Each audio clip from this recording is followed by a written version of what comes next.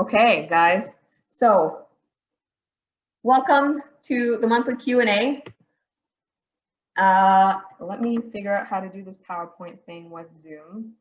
Always tricky for some reason. All right, so in case you guys are on social media, feel free to add me on the social media, Facebook, Instagram, LinkedIn. I sometimes post some health and fitness tips there. So in case you guys want some more stuff, oh, I'm gonna let more people in.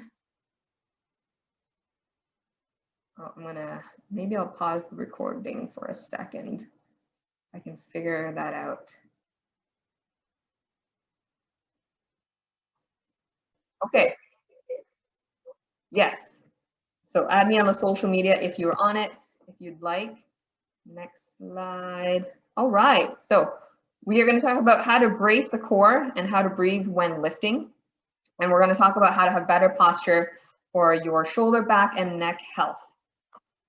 So when it comes to breathing and bracing, we are going to go through, I'm going to stop the share for a second. And okay, so what I'd like you to do is we are going to do something called 360 breathing, and that's going to be a good starting point. So when we breathe, ideally, we want to get expansion of the rib cage all around. And ideally, the main breathing muscle in our body is called the diaphragm. If your diaphragm is not working because of some nerve issue, then you might need some assisted respiration, and that is no good. But the diaphragm is not the only muscle that's involved in breathing. We've also got other breathing muscles. These are called our accessory breathing muscles. So some of those breathing muscles include our muscles in between the ribs. When you're eating ribs and you're eating the fleshy part, those are the muscles involved in moving our ribs. We've got some muscles in our neck that are involved in breathing. We've also got some other muscles on top of the ribs are involved in breathing. I'm not going to go through the names of all of them. You can Google it if you like, but main one should be our diaphragm. But and when we are using our diaphragm properly, so the diaphragm is a dome-shaped muscle, and when you inhale, this dome-shaped muscle, it sits below our lungs and it pushes down. So when you contract the diaphragm and inhale, that dome kind of presses down, and that allows your lungs to expand, and your rib cage should also expand. And when you exhale, that diaphragm, it relaxes, it moves back up, and that causes the lungs to shrink, and that pushes air out. So that's how normal breathing should work. Unfortunately, so there's sort of two kind of ways of breathing. There's diaphragmatic breathing, which is ideally what we want, where we get the expansion of the rib cage and the diaphragm goes down. But with our modern life, due to stress and due to a lot of sitting, due to obesity even, because obesity can actually make it hard for that diaphragm to move properly due to too much fat in the belly. That can cause us to, instead of having a more diaphragmatic breathing where we have expansion around the rib cage, it causes us to expand through the chest, so raising the chest and shoulders. So it's going to look like this. See how when I do that, my shoulders come up. You can even see my neck muscles working because those neck muscles are now lifting the ribs up. So instead of having expansion outwards, we're getting a lifting up in the chest. And that can actually cause you to feel a little bit more stressed, because when we breathe like that, let's say we're running from like a tiger or whatever, that's how we would be breathing, because we're breathing a little bit harder if we're exerting ourselves, like running or chasing a tiger, or running away from, I guess it would be running away from a tiger, not chasing a tiger, or running and chasing a rabbit or something. We'd be breathing harder, and that's good because it serves its purpose at the time if you are chasing something or running away from something. But so that's what we call a fight or flight response. But unfortunately, if we breathe like that, even when we're not in that situation, it actually tells our brain that we're in a stressful situation as well. So that can actually cause stress as itself. But not only does it potentially cause more stress, or at least takes away from your relaxation, it can actually mean that you're not stabilizing your spine very well, because proper core function requires proper breathing as well. So we want to breathe properly to allow ourselves to be in a little calmer state, as well as to have proper core function. So that 360 breathing If I'm going to demonstrate now, and then you guys can practice along with it, but I'll turn off the recording in a bit so that you guys can practice with your cameras on. So if you put your hands along here to start, so this is a lot just around your rib cage. So your thumbs are on your back, and your fingers are a lot at the ribs. As you inhale, you should feel the fingers just expand outwards. So the thumbs are going to expand outwards as well as the fingers, and you should feel that the ribs expand out as you inhale. And I personally also can feel the diaphragm pushing down. It's a different sensation when you're actually doing it properly.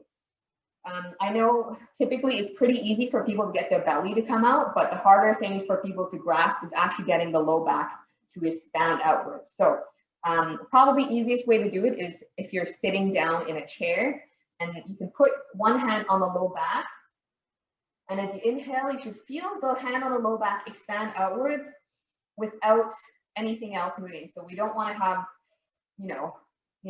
rounding of the spine as you inhale. You don't want the shoulders to come up. So ideally, you want that outward expansion just here, no movement in the shoulders.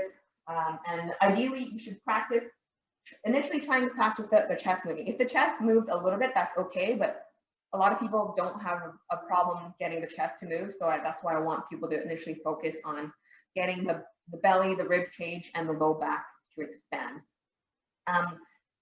What if you happen to have some sort of a belt that you can put around your waist, either a weightlifting belt or even like a band of some sort, you can put that around here, and you can use that for feedback to cue your body to get that expansion outwards. So that is 360 breathing. Ideally, we should be breathing like this all day, but for some people it's they're not used to it, so it's not going to be very automatic. So for if you ever were to watch a baby breathe, you'll notice that the baby does a pretty good job of 360 breathing, because that's what's natural, and they have yet to experience some real stress or the chronic downsides of sitting all day. So that's 360 breathing. So when you are preparing for lifting or exerting yourself a lot, you want to create what we call intra-abdominal pressure. So creating intra-abdominal pressure just means pressurizing our abdominal cavity. When you create that intra-abdominal pressure by getting that nice 360 expansion, if you were to notice, if you do that, you'll notice that everything feels kind of tense and pressurized in that abdominal cavity. That's what helps create stability in the spine as well. Hopefully that makes sense. And then the last thing is, if you are preparing to do heavy breathing, you also want to actually tense up your abdominal muscles. So if all you do is just tense up your abdominal muscles, like somebody was about to punch you and you were to tense it up, that's actually going to be pretty good at supporting the spine and the lower back in particular. But ideally, you want to combine both the intra-abdominal pressure as well as breathing. So take that 360 inhale to create that nice intra-abdominal pressure, tense, and then when you tense up the muscles on top, that creates that nice pressure so that you support that spine. So now I'm going to turn off the recording, or pause the recording, and then we will go through that.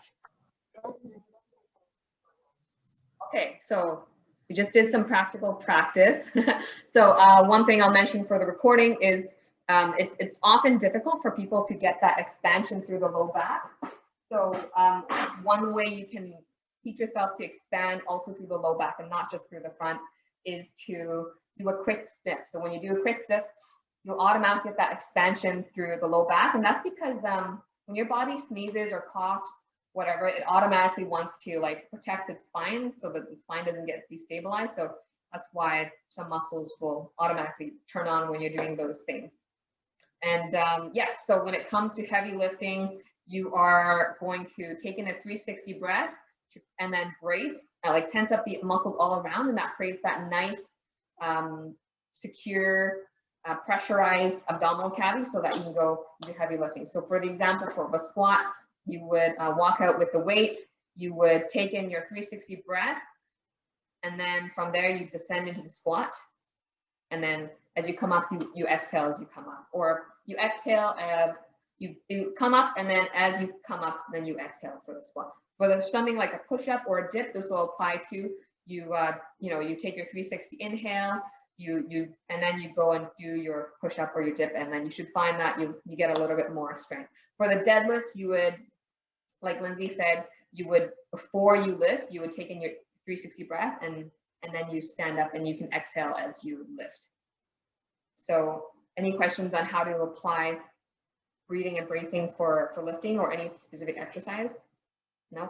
Another layer you can add to it, like I mentioned, is contracting the pelvic floor. So the pelvic floor it's the muscles that help you hold in your pee and your poo, and also prevent your pelvic organs from dropping down. If you're doing 360 breathing and you want to get a little bit more strength for something heavy, you can also think about, you know, stopping your poo or stopping your pee. Personally, I find if I think of like squeezing my anus, that gives me a little bit more strength for the heavy squats and deadlifts. I know it's kind of funny and weird, but it does seem to work. So you don't necessarily always have to do it, but if you're finding that you're really pushing it, see if it helps. If anybody ever has issues with incontinence while they're lifting, you know, something to potentially get checked out, because that's not normal, but sometimes just cueing yourself to, you know, hold it in, that'll activate the pelvic floor, and that might actually be enough to give you a little bit more strength and stop you from crapping your pants or peeing your pants. Yeah, but anyway, see a pelvic floor physiotherapist if you need help with that. Okay, so that is breathing and bracing. And I'm gonna share my screen again. I forgot about that. Okay, so you can see my PowerPoint, right? Okay, so these are the key concepts: 360 breathing or diaphragmatic breathing, intra-abdominal pressure, and bracing. And now we're gonna move on to posture. So the Canada Physical Activity Guidelines are pretty cool because not only does it talk about the importance of exercise, so FYI, it recommends 150 minutes of moderate intensity exercise per week, including, you know, at least twice a week of muscle strengthening. So all of you guys are doing that, hopefully. So that's great. It talks about sleep. So that's, you know, I talk about how sleep's important. So this is so important that it's in the Canada Physical Activity Guidelines and also in the Canada Physical Activity Guidelines. It doesn't just talk about exercise, it talks about your whole 24 hours. It talks about this thing called sedentary behavior. And we want to limit sedentary behavior for adults. They recommend limiting it to 8 hours or less. And I think that's probably just because of 8-hour work week, but if you can reduce your sedentary time to less than 8 hours, that's probably even better. But the other key thing that's in this guideline is to break up long periods of sitting as often as possible. So ideally, you don't want to stay at your computer for like, you know, 3 hours plus at a time. You want to have little breaks where you get up and move. And let's do a little bit of a demonstration here. So in this demonstration, so we're still recording. So, you know, listen to your body, you know, don't do anything that bothers you. And what I'm going to talk about for posture, it's not completely comprehensive. There's a lot of things that I'm trying to fit in the key things in just a 1-hour presentation. So in this next demo, we're going to have you do a few movements. So you're going to basically, you're going to round your shoulders, and then I'm going to get you to move your arms to see how much I can move. And I'm also going to get you to check your neck position, and I'm going to have you stand and stand with an arched back and see how that feels as well. So let's stop the recording. Whoop. Okay, so I'm going to share my screen.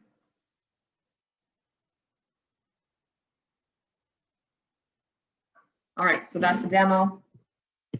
And so what is good posture? So you'll see some examples of different common types of posture. So right here we have what we consider ideal posture. So this red line, it's sometimes known as a plumb line. It's a vertical line. If you're in a clinic, they might actually have an actual string with a weight at the end to make this line. But basically, this imaginary line should intersect through the middle of your ear, the middle of your shoulder, basically about where your hip joint is. It should be at where your spine is in the lower back.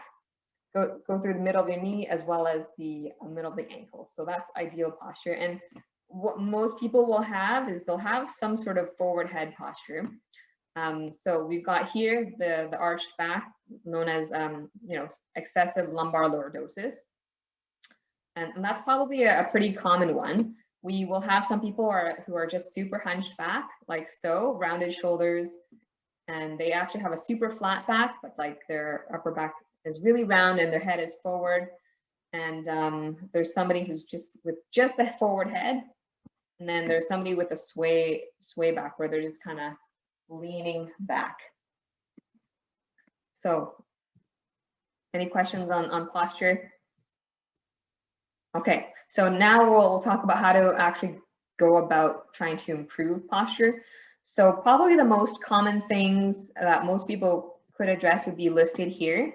So you notice number one priority I put down is diaphragmatic breathing. So proper breathing is just going to allow your muscles to not be like super tense.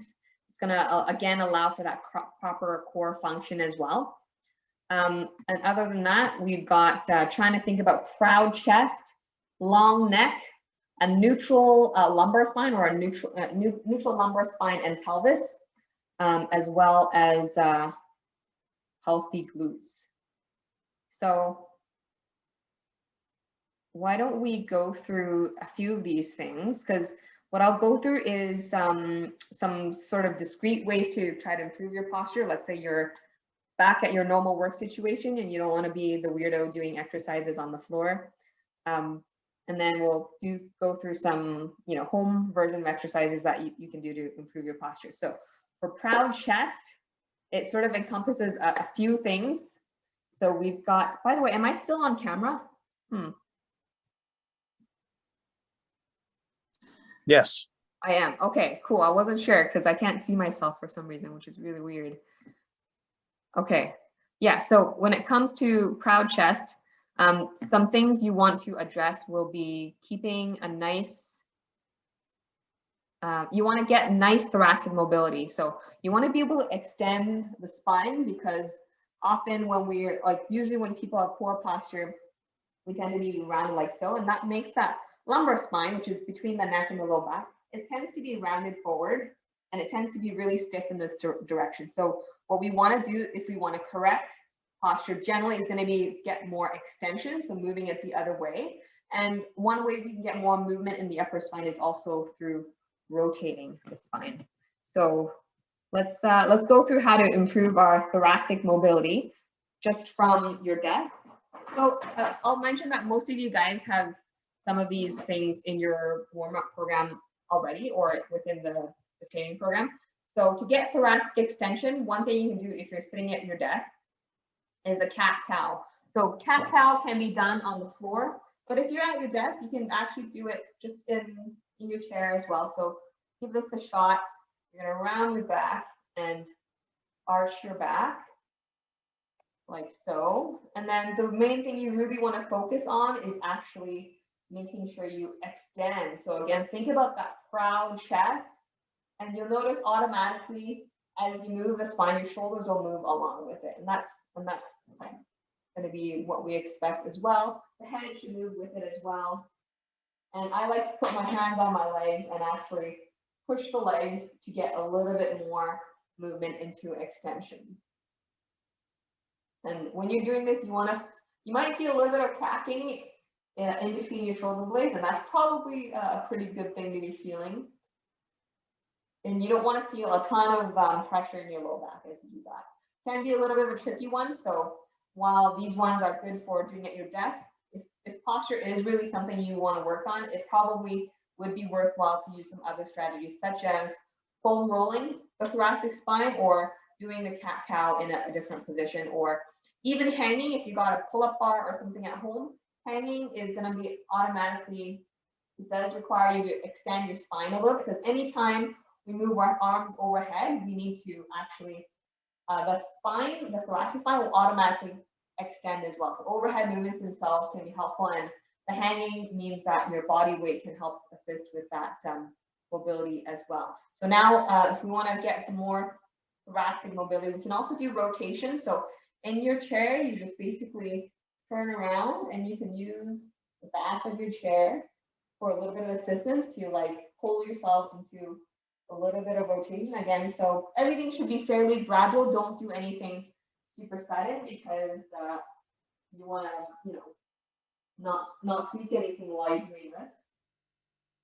So you're going to basically keep your legs still, keep your hips still. You want to just move through the thoracic spine and the neck. So if you turn your head with it, that's going to help assist in getting a little bit more movement. And when you're doing mobility exercises, using your breath can be super helpful as well. So the way I would use my breath is I'm going to turn, and once I reach the end of my movement, I can take a 360 breath in, and as I exhale, with exhale, just turn a little bit further. So you can use the exhale to get a little bit more mobility.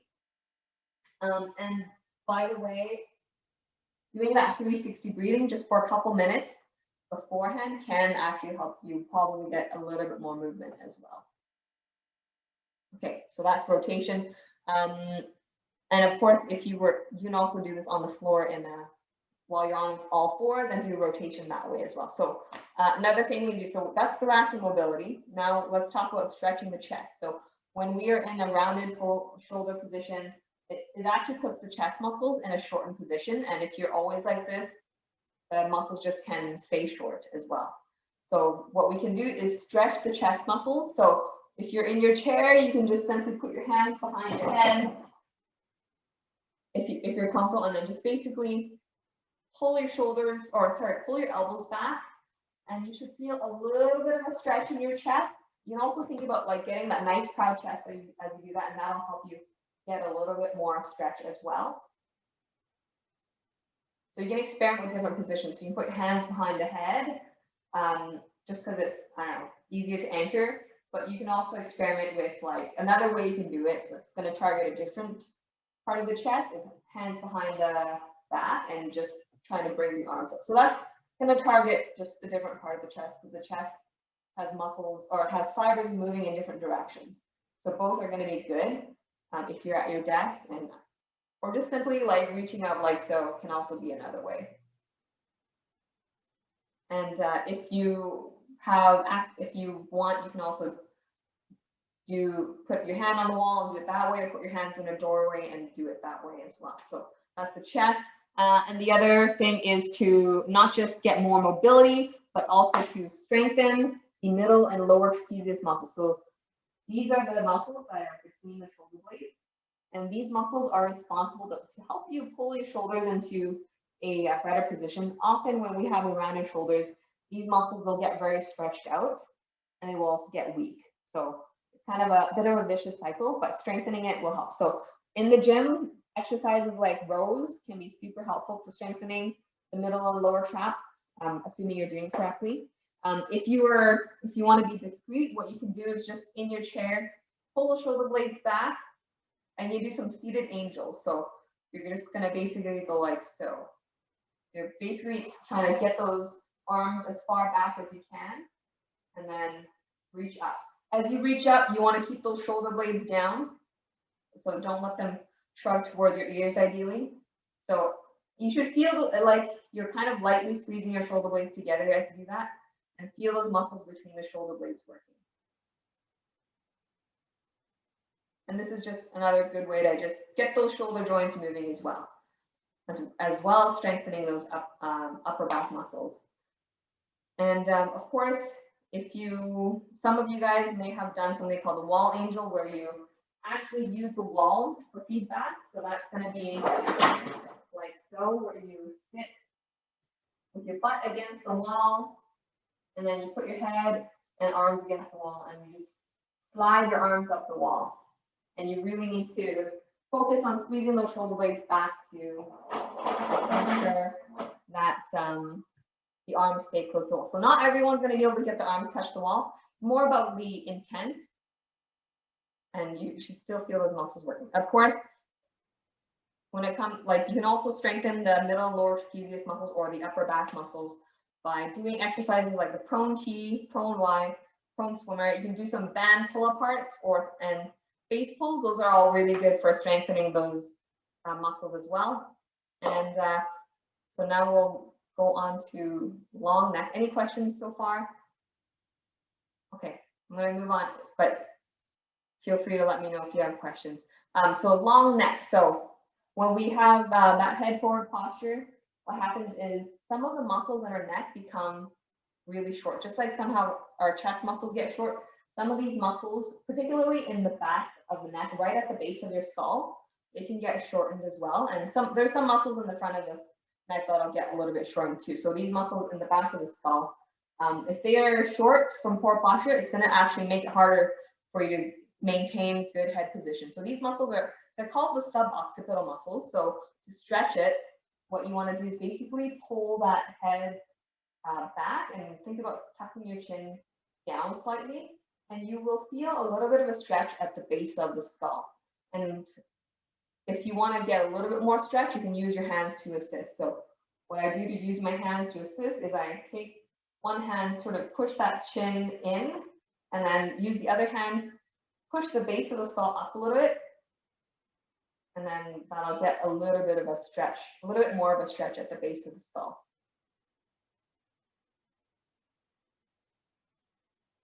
Are you guys feeling that stretch?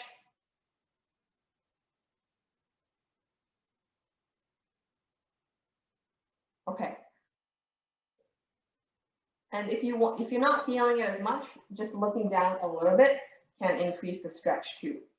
But the main thing is I'm trying to tuck the chin back. So what I like to do to try to help get a little bit more stretch is I like to set the neck position, because often our necks are in a forward position and sometimes those bones just are not really well aligned. So what we can do to try to realign that neck before we do the stretch is actually do this. So you're going to drop your head down to your chest, and then you're going to try to bring the head up by lifting one segment at a time. So instead of just lifting up, I'm going to think about starting from the base of the skull and then one bone at a time, bring the neck back into position. So as I bring the head up, I'm keeping my chin tucked the whole time. So drop the head down to the chest, and then lift, starting from the very base of the neck all the way up.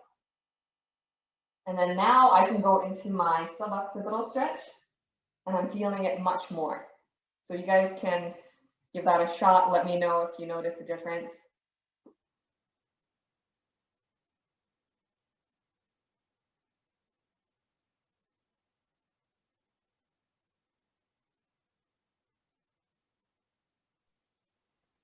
Yeah, you can notice a difference. Yeah, cool. And it does feel weird because we've got this double chin going on, but yeah, that's okay. So how you can train this while you're, actually trying to train the muscles is when you're doing your gym exercises or body weight exercises, actually work on keeping that neutral neck position, because often what will happen is if the head will poke forward. It might happen when we're doing rows or we poke the head forward, or we might, as we do deadlifts, we might, drop the head down too much, or we bring the head up too much. So you really want to work on posture is trying to keep that neck aligned with the rest of the body. So for example, if you're doing a plank, you don't want your plank like this where the head is dropped. You want to keep that chin tucked. And that is a little bit more work, but it's going to be a good way to strengthen those neck muscles too, because to hold your head in good position actually requires certain neck muscles to work. And unfortunately, with modern life, some of our neck muscles just aren't very strong. Okay, so that is, long neck. So now when it comes to posture, we also want to talk about that neutral lumbar spine and pelvis. So again, we don't want back super arched. We don't want, to be in this position either. We want that in the middle. And how you can make sure how you can get better at holding a neutral spine position is kind of two things. We want to talk about having you want to actually have a good core. So core muscles, the abdominal muscles, are going to be important for keeping that neutral spine. So of course, a lot of your common core exercises like the dead bug and bird dog, those are great for allowing you to train the muscles involved in having that good spine posture. But the other thing that's important that can be done if you're sitting at your chair is to actually do a seated march. So you sit nice and tall with that neutral spine, and then you're basically lifting one leg at a time without letting the rest of your body move. So this kind of looks easy, but it can be fairly challenging. So if you're standing straight and tall doing it, you might feel a little bit of abdominal activation to prevent your hips from moving. You don't want your hips to move, you don't want your torso to move. But if you don't want it a little bit more challenging, if you just lean forward and do the same thing, you're gonna feel those abdominals working a little bit harder. So the more you lean forward, the more challenging it's going to be to do this seated marching. So here I'm leaning forward and lifting one leg up at a time just slightly while maintaining the rest of my body still. So no hip movement, no spine movement. So that's one way. The other thing is if our hip muscles in the front, if they are really tight, they will tend to pull the hips down like so, so that it's harder for you to maintain a good position. So to stretch out these hip muscles, what we can do is do a hip flexor stretch or a psoas stretch. So a lot of you guys have this in your program, but it can involve kneeling on one knee and doing that psoas stretch. You can also do it standing. If you happen to not want to kneel, you can put one leg on the chair and do it that way. I'm just going to stop the share for a second. Yeah, so there's different ways to stretch the hip flexors. So this way is another way. It's just another way that doesn't involve kneeling, but do the same thing. You basically tuck that tailbone down, push your hips forward, and you should feel the stretch right here as you do that. I'm actually going to stop the recording now so that